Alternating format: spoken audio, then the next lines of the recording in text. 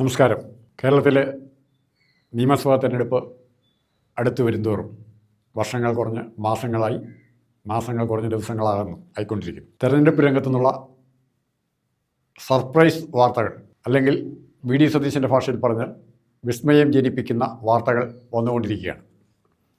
ഇതിലേറ്റവും അവസാനമായി വന്ന രണ്ട് വാർത്തകൾ, ഒന്ന് കുന്നത്തുനാട് അല്ലെങ്കിൽ ആ ഭാഗത്ത് പുത്തൻകുരിശി ഭാഗത്ത് സ്വാധീനമുള്ള 2020 എന്ന കക്ഷി, ഒരു സ്വകാര്യ കക്ഷി എന്ന് വേണമെങ്കിൽ പറയാം, സാബു ജോർജിൻ്റെ കക്ഷി എന്ന് വേണമെങ്കിൽ പറയാം, കിറ്റക്സിൻ്റെ കക്ഷി എന്ന് പറയാം, അങ്ങനെ പലതരത്തിൽ പറയാവുന്ന കിഴക്കമ്പലം കേന്ദ്രീകരിച്ചുള്ള ഒരു കക്ഷി എന്ന് വേണമെങ്കിൽ പറയാം.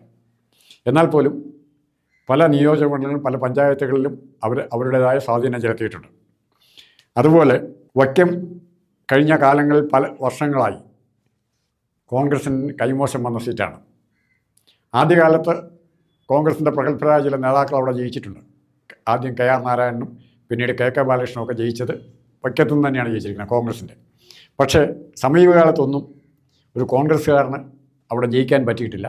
ചിലപ്പോൾ ഘടകകക്ഷികൾക്കും മത്സരിക്കാൻ കൊടുത്തിട്ടുണ്ട്, കേരള കോൺഗ്രസ് മാണിക്കൊക്കെ. അവിടെ വൈക്കത്തിൻ്റെ ഒരു പ്രത്യേകത എന്ന് പറഞ്ഞാൽ, ഇപ്പോൾ പുന്നപ്പുറം വയലാറൊക്കെ എങ്ങനെയാണോ ആലപ്പുഴ ജില്ലയ്ക്ക് പ്രാധാന്യപ്പെട്ടത്, കയ്യൂരും കരിവള്ളൂരും എങ്ങനെയാണോ കണ്ണൂർ ജില്ലയ്ക്ക് പ്രിയപ്പെട്ടതായത് അല്ലെ ആരാധിക്കപ്പെടുന്നതായത്, അതേ ഒരു പാരമ്പര്യം വൈക്കത്തിനുണ്ട്.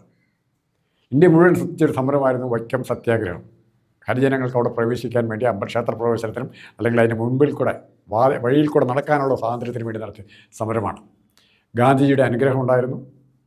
അവിടെയാണ് പ്രകടമായ നായർ ഈഴവ പുലയ ഐക്യം ഏറ്റവും ശക്തമായി രംഗപ്രവേശനം ചെയ്ത് പരസ്യമായി പ്രകടിപ്പിക്കപ്പെട്ടൊരു വേദിയായിരുന്നത്. ഇണ്ടംതുരുത്തി മന എന്ന് പറഞ്ഞ അവിടുത്തെ യാഥാസ്ഥിതിക സവർണ ഹിന്ദുക്കളുടെ നേതൃത്വം വഹിച്ചിരുന്ന ഇണ്ടംതുരുത്തി മനയിൽപ്പെട്ടവർ, അവർ ചേർന്ന് അല്ലെങ്കിൽ അവരുടെ പിന്തുണയിലുള്ളവർ ചേർന്ന് ഇത് അടിച്ചമർത്തിയ സത്യാഗ്രഹ സമരങ്ങളെ, ക്ഷേത്ര വഴിയിൽ കൂടെ നടക്കാനുള്ള അവകാശത്തിന് വേണ്ടി സമരം ചെയ്തവരെ അടിച്ചമർത്തിയ ചരിത്രം അവിടെ ഉണ്ട്.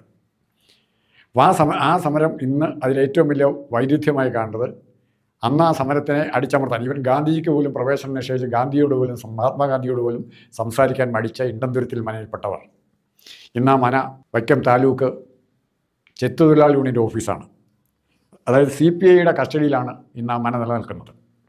പക്ഷേ ഇപ്പോൾ കോൺഗ്രസിനെ ഈ നിയോജകമണ്ഡലം തിരിച്ചു പിടിക്കാൻ പറ്റുമോ എന്നുള്ള ചർച്ച വ്യാപകമായി. അല്ലെങ്കിൽ സാധാരണഗതിയിൽ അധികം ചർച്ച ചെയ്യപ്പെടാതെ കടന്നു പോകുന്നൊരു നിയോജകമണ്ഡലമായിരുന്നു, പ്രത്യേകിച്ച് കോൺഗ്രസ് സ്ഥാനാർത്ഥിയുടെ കാര്യത്തിൽ കടന്നു പോകുന്നൊരു നിയോജകമണ്ഡലമായിരുന്നു വൈക്കം. അത് മാറിയിട്ട് വളരെ പെട്ടെന്ന് വൈക്കത്തിന് ഒരു രാഷ്ട്രീയ പ്രാധാന്യം, അല്ലെ തെരഞ്ഞെടുപ്പ് രാഷ്ട്രീയ പ്രാധാന്യം കൈവന്നിരിക്കുന്നു. അവിടെ വൈക്കത്ത് ദീർഘകാലം ജോലി LIC ലൈഫ് ഇൻഷുറൻസ് കോർപ്പറേഷന് വേണ്ടി ജോലി ചെയ്തതിന് പുരോഗമന പ്രസ്ഥാനങ്ങളുമായി വളരെ അടുത്ത്, ഇൻഡിപെൻഡൻ്റ് ആയിട്ടുള്ള പ്രസ്ഥാനങ്ങളുമായി വരെ വളരെ അടുത്ത് സഹകരിച്ചിട്ടുള്ള ശ്രീ സണ്ണി എം കവിക്കാട് അവിടെ കോൺഗ്രസിൻ്റെ സ്ഥാനാർത്ഥിയായേക്കും എന്നൊരു വാർത്ത പ്രചരിക്കുന്നുണ്ട്. ഇത് എങ്ങനെ ഔദ്യോഗികമായ തീരുമാനമാണോ, ആരെങ്കിലും കോൺഗ്രസ് നേതാക്കന്മാർ ഔദ്യോഗികമായി പറഞ്ഞതാണോ ഒന്നും പറയുന്നില്ല. എന്നാൽ പോലും ഇന്ന് വ്യാപകമായി സണ്ണി കവിക്കാടിൻ്റെ പേരാണ് UDFൻ്റെ സ്ഥാനാർത്ഥിയായിട്ട് പരിഗണിക്കപ്പെടുന്നത്. അപ്പോൾ മറ്റൊരു അപകടം അവിടെ ഉണ്ടാകും, മറ്റൊരു കാര്യം സംഭവിക്കാം. പകരം CK ആശ 2 ടേം, ഇപ്പോഴത്തെ CPI MLA ആയ CK ആശ 2 ടേം അവിടെ പൂർത്തിയാക്കി 3ാമത് ടേം അവിടെ കൊടുക്കുകയോ ഇല്ലയോ. കാരണം CPMനെ അല്ല ഇടതുപക്ഷ മുന്നണിയെയും ഇത് ആശയക്കുഴപ്പത്തിലാക്കി. സണ്ണി എം കവിക്കാനോട് മത്സരിക്കാൻ CK ആശ മതിയോ, അതോ അതിനേക്കാൾ കരുത്തിയായ ഒരു സ്ഥാനാർത്ഥിയെ തന്നെ അവിടെ അവതരിപ്പിക്കണമോ എന്നുള്ള ചോദ്യം വരും. ഇനി ഇത് ഹൈന്ദവ സമുദായത്തിലെ ജാതി സമവാക്യങ്ങളുടെ ഒരു പോരാട്ടം കൂടെ അവിടെ നടക്കും. ചിലപ്പോൾ ആ രീതിയിൽ അതിനെ വ്യാഖ്യാനിക്കാൻ പറ്റും. സണ്ണി കവിക്കാടിന് അവിടെ മത്സരിക്കാൻ പറ്റുമോ എന്നുള്ള സംശയം പലരും ഉന്നയിച്ച് കഴിഞ്ഞു.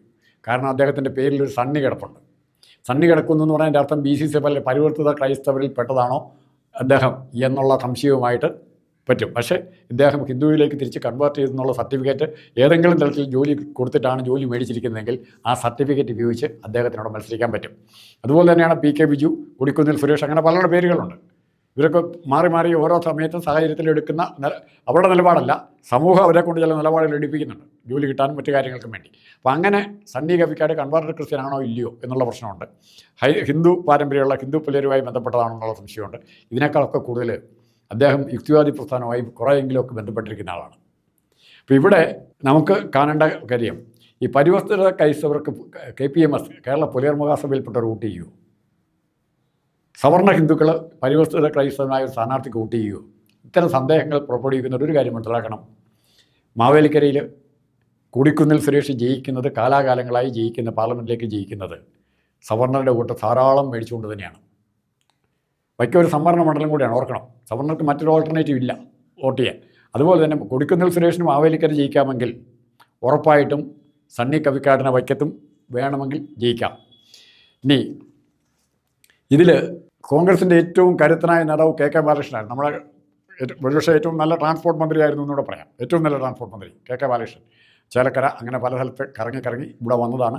എല്ലാ പോരാട്ടങ്ങളിലും ഒരുമാതിരി ജയിച്ചിട്ടുണ്ട്. കെ കരുണാകരൻ്റെ വിശ്വസ്തനായിരുന്നു. അതിനു മുമ്പ് എം എ കുട്ടപ്പൻ്റെ പേരവിടെ വന്നപ്പോൾ കെ കരുണാകരന് ഇഷ്ടമില്ലാത്തതുകൊണ്ട് മാത്രം എം എ കുട്ടപ്പൻ്റെ പേരവിടെ നിന്ന് മാറ്റപ്പെട്ടു.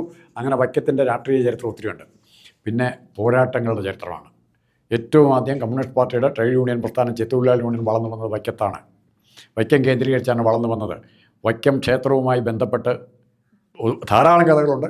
അതിലേറ്റവും രാഷ്ട്രീയക്കാർക്ക് പ്രധാനപ്പെട്ട കഥ, ക്ഷേത്രത്തിന് മുമ്പിൽ കൂടെ മറ്റുള്ളവർക്ക് നടക്കാൻ അവകാശമില്ലായിരുന്നു. ആ സമരത്തിൽ മഹാത്മാഗാന്ധി വരെ വന്ന് പങ്കെടുക്കേണ്ടി വന്നു എന്ന് പറഞ്ഞാൽ, ഇണ്ടംതുരുത്തി മനയുടെ അധികാരികളോട് മഹാത്മാഗാന്ധിക്ക് ഒരു അഭ്യർത്ഥന ആദ്യം നടത്തേണ്ടി വന്നു എന്ന് പറഞ്ഞാൽ എത്രമാത്രം തീക്ഷ്ണമായിരുന്നു അവിടെ അയിത്ത പാലിച്ചിരുന്നത് എന്ന് മനസ്സിലാകും. മഹാത്മാഗാന്ധി വന്നിട്ട് പോലും തീരാത്ത സമരമുണ്ട്. അപ്പോൾ അവിടെ തുടർച്ചയായിട്ട് ഇപ്പോൾ കമ്മ്യൂണിസ്റ്റ് പാർട്ടിയാണ് MLA ആകുന്നത്. MLA പല സ്ഥലങ്ങളിൽ കിട്ടുന്നത്. മുനിസിപ്പാലിറ്റി മാത്രം മിക്കവാറും മാറി വരാറുണ്ട്, കോൺഗ്രസിൻ്റെ അടുത്തും പോകാറുണ്ട്. പക്ഷേ സ്ഥിരമായി MLA അവിടുന്നുണ്ട്. എന്ത് സാമൂഹ്യ മാറ്റം വൈക്കത്തിന് വരുത്താൻ പറ്റിയിട്ടുണ്ട്. ഇന്നും കോട്ടയം ജില്ലയിലെ ഏറ്റവും അവഗണിക്കപ്പെടുന്ന മണ്ഡലങ്ങളിൽ ഒന്നും വൈക്കമാണ്. ഇപ്പോൾ 2-3 പാലങ്ങൾ വരുന്നു എന്നുള്ളതല്ല, പണിയാൻ 2 വർഷങ്ങളായി ഇതുവരെ കംപ്ലീറ്റ് ചെയ്തിട്ടില്ല. ബോട്ട് കോട്ടയത്ത് നിന്ന് ആലപ്പുഴയ്ക്ക് ഒരാൾക്ക് പോകണമെങ്കിൽ എവിടെ വരണം? ചങ്ങനാശ്ശേരി വഴി പോകാതെ കോട്ടയത്തിന് ഇപ്പുറത്തേക്കുള്ള ആൾക്കാർക്ക് വരണമെങ്കിൽ ബോട്ട് ജെട്ടിയിൽ ഇറങ്ങി മുഹമ്മ അപ്പുറത്തെ ബോട്ടിലേക്ക് പോകണം. വൈക്കത്ത് ബോട്ട് ജെട്ടിയിലേക്ക് കുമരകത്തു നിന്നാണെങ്കിൽ അപ്പുറത്തുനിന്ന്, അല്ലെങ്കിൽ ഇവിടുന്ന് വൈക്കം ബോട്ട് ജെട്ടിയിൽ നിന്ന് അപ്പുറത്ത് കിടക്കണം. പൂച്ചാക്കലോ പള്ളിപ്പുറത്തോ എവിടെയെങ്കിലും ഇറങ്ങേണ്ടി വരും. അപ്പം അങ്ങനെ അത്രയ്ക്ക് മാത്രം അവികസിതമായ ഒരു ജില്ലയാണ്. പിന്നെ തണ്ണീർമുക്കം ബണ്ട് എന്ന് പറഞ്ഞൊരു ബണ്ട് പണിത്, അത് കേരളത്തിലെ തന്നെ ഏറ്റവും വലിയ വിസ്മയമാണ്. അത് റോഡ് ട്രാഫിക്കിനൂടെ തുറന്നു കൊടുത്തപ്പോഴാണ് വൈക്കത്തിൻ്റെ നടുവൊന്ന് നൂറുന്നത്, വൈക്കത്തിനൊന്ന് നേരെ നിൽക്കാറായത്. ആ വൈക്കത്ത് ഏറ്റവും സജീവമായ സംഘടനാ പ്രവർത്തനം ഉണ്ടായിരുന്ന, കോൺഗ്രസിൻ്റെ ഏറ്റവും കരുത്തമായ യൂണിറ്റ് ഉണ്ടായിരുന്ന സ്ഥലമായിരുന്നു വൈക്കം. വൈക്കത്ത് നിന്ന് ധാരാളം പ്രവർത്തകരുണ്ട്. ഇപ്പോൾ കെ ആർ നാരായണൻ തലയിലപ്പുറമ്പുകാരനാണ്. ഏറ്റവും നല്ല പ്രാസംഗികനായിരുന്നു കെ ആർ നാരായണൻ. നമ്മൾ പ്രസിഡൻ്റായ കെ ആർ നാരായണനല്ല, മറ്റൊരു കെ ആർ നാരായണൻ, SNDPO ആയിട്ട് അടുത്ത് ബന്ധപ്പെട്ടിരുന്ന കെ ആർ നാരായണൻ. പിന്നെ ഒരു പരമേശ്വരൻ ജയിച്ചിട്ടുണ്ട്. പിന്നെ ജാതി എങ്ങനെ അത് റിഫ്ലക്റ്റ് ചെയ്യുന്ന, എപ്പോഴാണ് ജാതി സജീവമാകുന്നത് എന്നുള്ളതിൻ്റെ ഏറ്റവും വലിയ ഉദാഹരണവും വൈക്കമാണ്.